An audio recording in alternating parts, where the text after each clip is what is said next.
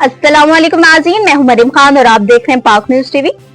खबर शामिल करते हैं कराची से। हमारी नुमाइंदा सना भट्टी की रिपोर्ट के मुताबिक आलमी सतह पर जारी टैरिफ की जंग सोने के भाव को नई तारीखी बुलंदियों पर ले आई है।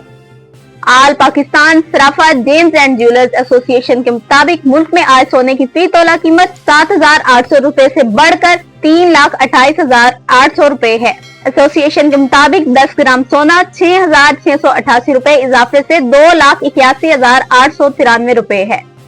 दूसरी जानिब आलमी बाजार में भी सोने का भाव $78 इजाफे से $3,118 फी औंस है।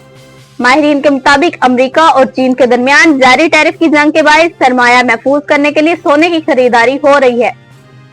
अब तक के लिए इतना ही। मजीद खबरों के लिए देखते रहे पाक न्यूज टीवी।